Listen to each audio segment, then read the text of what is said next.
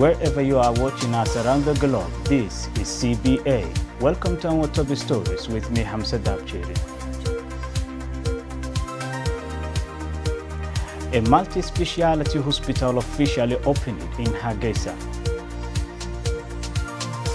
Somaliland halts issuing operational licenses to new private schools and universities. Puntland High Court upholds death penalty of 3 rapists.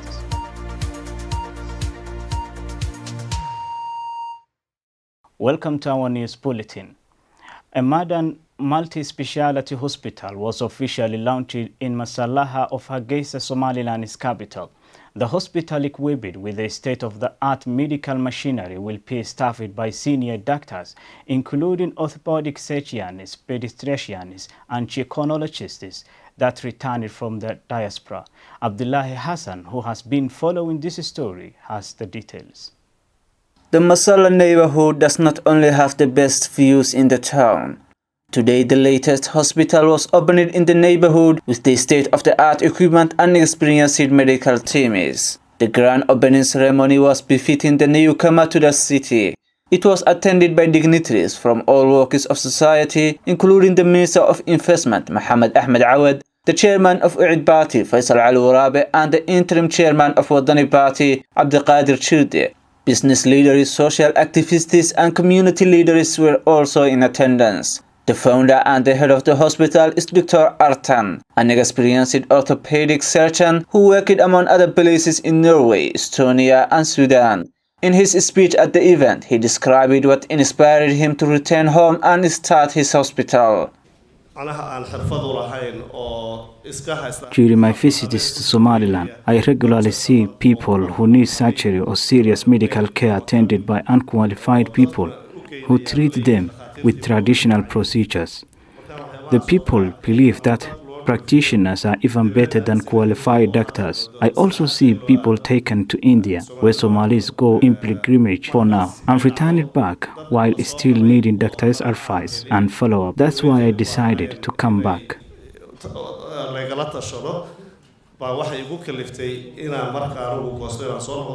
Somaliland's Minister of Investment, Mohammed Ahmed Awad, commended the doctors who started the hospital for investing in their country with their valuable knowledge. He explained how the government is helping in this kind of investments by tax reliefs for 3 years.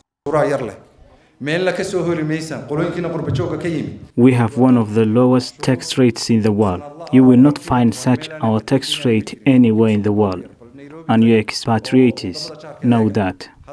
You can't find a tax rate of 10% anywhere. The minimum is 30%. Nevertheless, our tax compliance is just 30%. And the bigger the business, the lesser the tax compliance.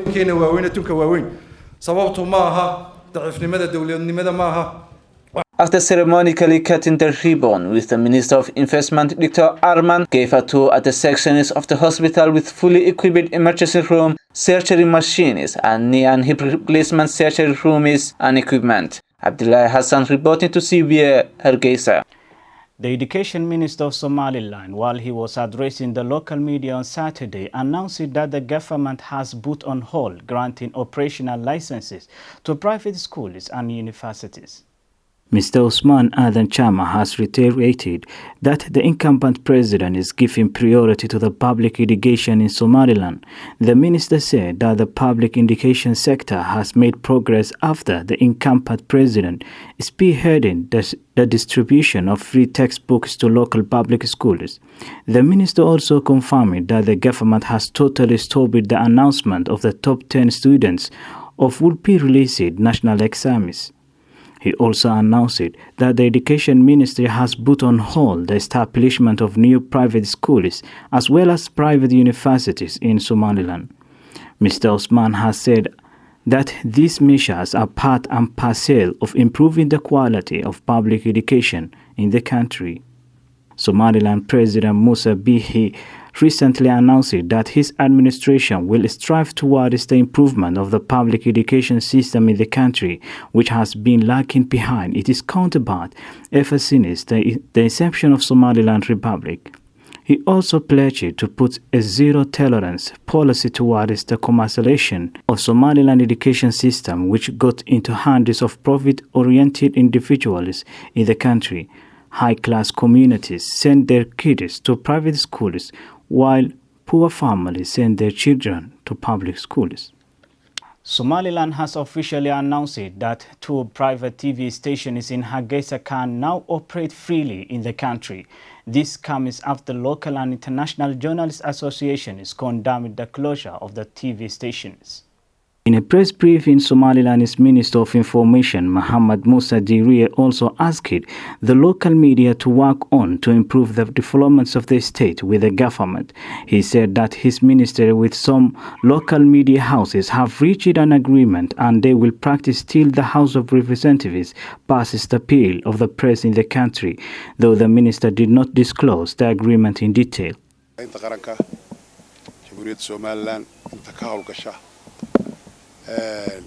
We have lifted the ban we imposed on the 2 TV stations earlier and they are free now. We have given them their freedom after we have reached an agreement about what happened in the past as well as what can happen in the future.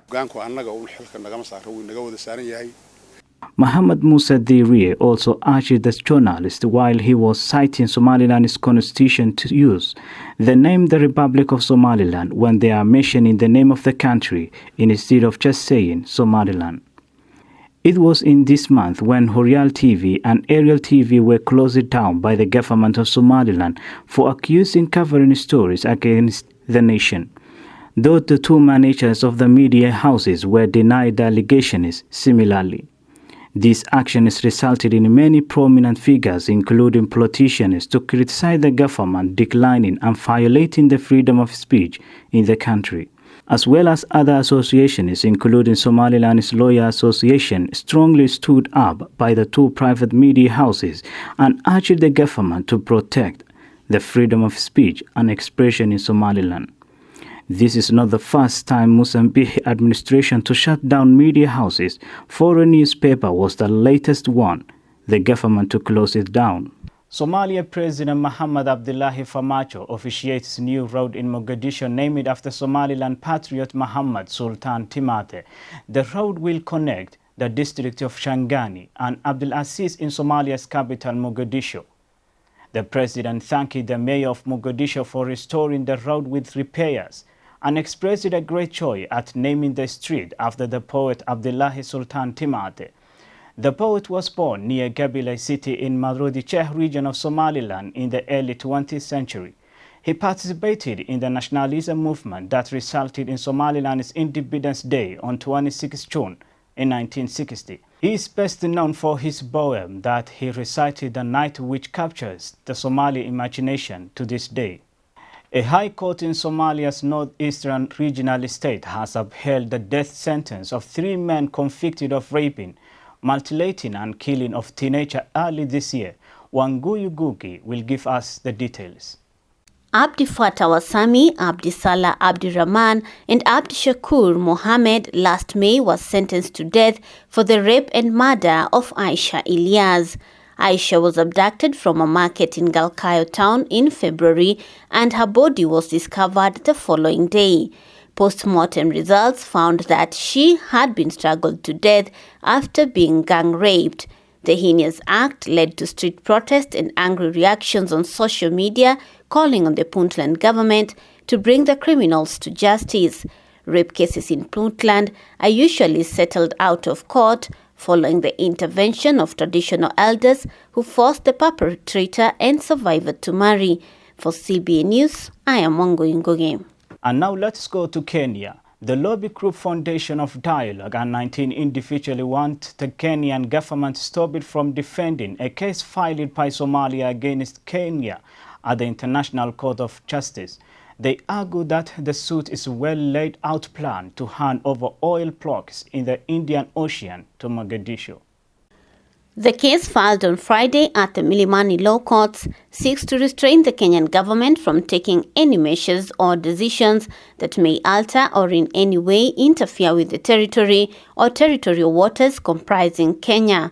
The petitioners argued the treaties and laws that Kenya agreed to between 1965 and 2009 removed maritime boundaries from the list of issues that can be determined at the ICJ.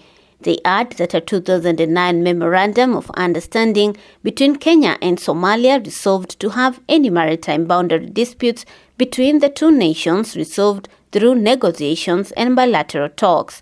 The ICJ announced on Wednesday that it would hear the Kenya-Somalia maritime border dispute between September 9th and 13th. Somalia will present its case, then Kenya will get equal time to respond to the issues raised. About 5 oil blocks in the disputed area are reportedly on auction. For CBA News, I am Wango Ngugi. We are still within borders of Kenya. The government of Kenya has lifted the ban of fishing activities off the coast near Somalia's border following improved security. Coast Regional Coordinator John said security had improved in Lamu as the Kenyan Defense Forces and police intensified their patrols. Early this month, Kenya banned fishing activities near the Somalia border over security concerns. Lamu County Commissioner Joseph Kanyiri prohibited all fishermen from carrying out their activities in Ras, Kamboni and any other areas past Kiunga, which are close to the Kenya-Somalia border. Mr. Kanyiri said the areas close to the border have had incidents of drug trafficking and trade in contraband goods sneaked in from Somalia. Wavuvi Association of Kenya Chairman Hamid Omar said the ban had affected the production of fish in Lamu. He praised the government for lifting the ban, saying it would boost the sector. For CBA News, I am Wango Ngugi. In Nigeria, Chairman and Chief Executive Officer of the Nigerian Diaspora Commission, Apak Daabjeerin, during a courtesy visit to Ghanaian and Togolese embassies, urging Nigerians living in other countries to desist from tarnishing the image of Nigeria and respect the laws of their countries of residence. Achara Tichani reports from Nigeria. While the dust raised by the restriction order to Nigerian traders in Ghana is still settling, the recent closure of shops belonging to Nigerians is again generating reactions. More disturbing is the series of kidnapping in the country speculated to have been carried out by Nigerians. These worrisome narratives have prompted the chairman and the chief executive officer of the Nigerians in Diaspora Commission, Abike Daabjeerin, who paid a visit to the Ghanaian High Commission to express displeasure about the development.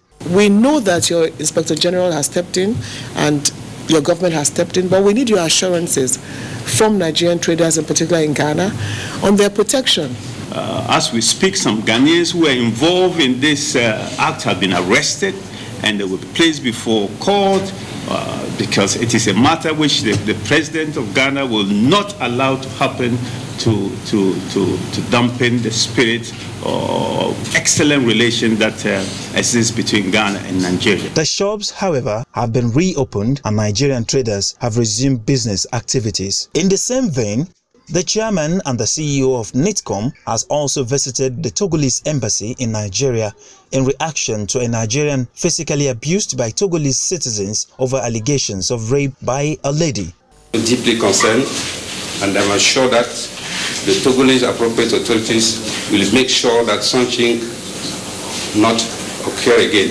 For peace to reign supreme, laws of the land, according to Daabjeerin, must be strictly adhered to. From Nigeria, Ajara Ahmed Tijani reporting for CBAtv. And that's our news for this time. As we bring to you the latest update news, you can still keep watching on CBA. I am Hamse Daabjeerin.